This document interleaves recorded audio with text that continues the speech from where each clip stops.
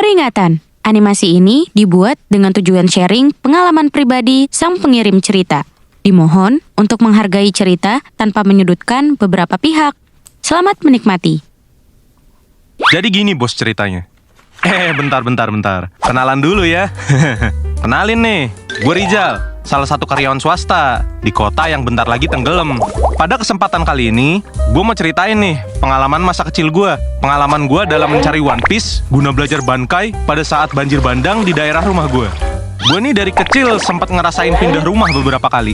Dari lahir sampai TK kecil, gue tinggal di Jakarta. Terus TK besar sampai kelas 4 SD, gue mengungsi ke planet Bekasi.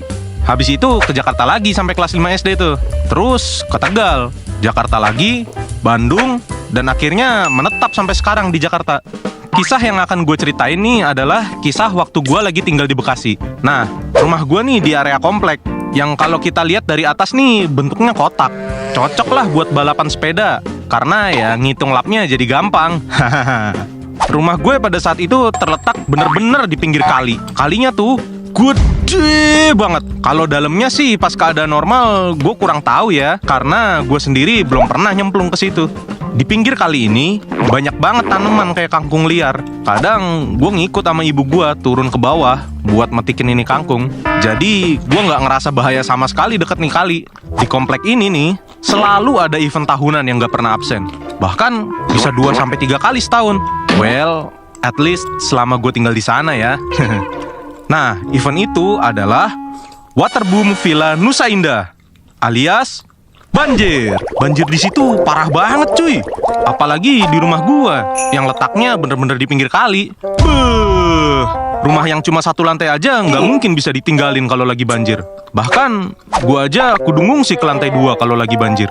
Bencana besar dah tiap lagi banjir di situ. Ikan-ikan di kolam pada hilang, furniture rusak, kotor sekomplek, dan hidup juga susah buat orang-orang sekitar sini karena bencananya konstan, datang terus tiap tahun. Eits, tapi ingat ya, ini bencana buat para orang dewasa.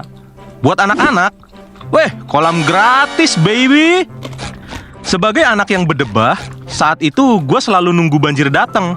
Bahkan sampai nanya tuh ke ibu gue, Mah, kapan sih banjir lagi? Sampai diketawain gue sama dia. Dibilang bocah gendeng. Ya bang, namanya juga bocah. Mana kepikiran akibat banjirnya.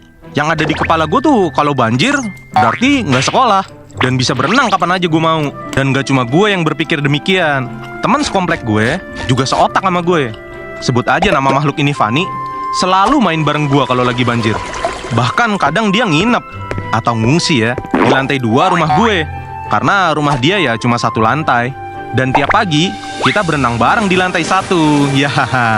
Nah waktu itu gue sama si Fani nih ke kebun. Maklumin ya, ini cerita udah dari lama banget nih. Gue lupa mau ngapain ke kebun waktu itu. Pokoknya di sana nih si Fani ngeliat ada pohon pisang lumayan banyak. Dan ada beberapa gedebong pisang yang udah tergeletak di tanah. Nih bocah tahu-tahu dapat ilham dari surga Firdaus. Dia langsung bilang ke gue, Jal, ini gedebong pisang kalau ditaruh di air ngambang kan ya? Gue ngangguk ngasih konfirmasi. Ya iyalah, namanya juga gedebong pisang. Terus dia nyeletuk lagi tuh. Gimana kalau kita kumpulin nih? Ntar kalau banjir, kita ikat. Terus kita bisa main perahu-perahuan keliling komplek. Beuh. Di momen itu, gue langsung ngerasa kalau si Fani nih orang paling pinter di dunia. Di kepala gue langsung terbayang tuh. Asiknya naik tuh rakit gedebong pisang keliling komplek sambil dikejar-kejar buaya. Ya nggak ada buaya sih sebenarnya kalau banjir, tapi ya namanya imajinasi anak-anak. Ya gitu dah. Langsung lah kita eksekusi rencananya. Kita langsung ke warung tuh beli tali rafia. Terus kita pinggirin tuh gedebong pisang supaya nggak diambil atau dibuang orang. Abis itu kita pulang dan berharap cepat banjir. Emang dasar bocah biadab. Doa kok minta banjir.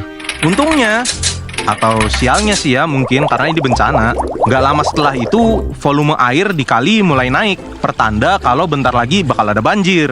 Kondisi gedebong pisang kita juga udah perfect, cukup kering, jadi enteng dan mengambang dengan sempurna. Langsunglah kita tusuk pakai kayu biar nyambung dan kita ikat erat supaya nggak hanyut pas banjir. Akhirnya banjir tiba di komplek kita. Gede bet banjirnya juga. Waktu itu airnya sampai ke dada abang gue. Sementara abang gue itu tingginya sekitar 170 cm. Jadi bisa kebayang lah ya sedalam apa. Tapi berhubung banjirnya terlalu dalam, kita gak dibolehin main berenang keluar. Bahkan di lantai 1 juga gak boleh. Ya waktu itu gue sama Fanny emang masih kecil. Jadi banjir sedalam itu ya pasti kelelep. Setelah 2 hari banjirnya mulai surut tuh. Air udah gak setinggi kemarin. Dan kita udah dibolehin buat berenang keluar. Langsunglah kita meluncur ke kebun. Apa yang terjadi habis itu? Kita berlayar lah. Masih di sekitaran kebun sih. Sambil latihan gerakin tuh rakit, kita berimajinasi macam-macam. Dari dikejar buaya sampai jadi bajak laut. Ya, namanya bocah, imajinasinya masih mantep. Sampai akhirnya gue sama Fanny udah ngerasa kita udah jago tuh ngendaliin rakit. Kita langsung mau nyoba muterin komplek tuh. Nah, kalau mau muterin komplek nih, kita harus ngelewatin depan rumah gue, which is di depan kali. Which is arusnya sangat kenceng pas banjir. Which is seluruh air banjir mengalir ke arah kali. Jadi sangat mudah buat bocah tengil yang mengapung di atas rakit seperti kita buat hanyut terbawa arus. Cuma ya bocah seumur kita pada saat itu mana ngerti. Yang ada di pikiran kita cuma berlayar. Lantas apa yang terjadi kawan? Tentu saja kita mengikuti arus. Dan semakin ke bawah arus, semakin kencang rakit kita. Alhasil, semakin senenglah kita karena ngebut. Sumpah ini tuh sebenarnya berbahaya banget, Bung. Well, berhubung gue masih cerita ke kalian seperti sekarang ini, ya kalian tahulah ending cerita ini kayak gimana ya. Untungnya saat itu bokap gue panik. Karena biasanya kalau gue lagi berenang pas banjir, ada aja yang ngawasin gue tuh. Biasanya sih abang gue sama sepupu yang udah kuliah. Nah, pas arus lagi kencang begini, mereka ternyata malah baru balik tuh. Entah dari mana. Bokap gue panik lah. Dan langsung nyuruh mereka buat nyari gua. Dan pas banget mereka keluar buat nyari gua, kapal perang kita lewat di depan rumah gua tuh. Lengkap dengan gue dan Fanny di atasnya. Kita meluncur kenceng banget tuh, sambil sedikit berbelok ke arah kali. Abang, sepupu, sama bokap gua tuh langsung kaget bukan kepalang. Mereka langsung berenang dengan cepat dan nyamber gue sama Fanny dari atas rakit. Kita pun langsung ngambek. Karena ya kapal perang kita hanyut ke bawah arus. Habis itu kita diserahin ke emak-emak di atas buat dimandiin. Dan abang dan sepupu gua diomelin habis-habisan tuh sama bokap. Padahal mah bukan salah mereka kan. Haha, mampus lo. Setelah gua dewasa, gua sering cerita lagi soal ini. Apalagi kalau lagi ngumpul sama keluarga. Dan gua sekarang mikir, jir, kalau dulu abang, bokap sama sepupu gua telat dikit aja, gua udah jadi hantu kali ya. Berenang bareng ikan di laut. Bener-bener berbahaya. Pesan yang bisa kita ambil dari cerita ini ya adalah kita harus jaga anak-anak dengan baik ya gengs. Ya gak harus anak-anak kalian sih, anak-anak in general lah. Mereka belum bener-bener paham logika dan isi kepala mereka tuh cuma have fun aja. Jadi bisa aja tanpa sepengetahuan mereka malah terjun ke suatu bahaya yang fatal. Semoga dengan pelajaran ini kalian semua, terutama yang udah menjadi orang tua nih, bisa menjaga anak-anak kalian dengan baik ya.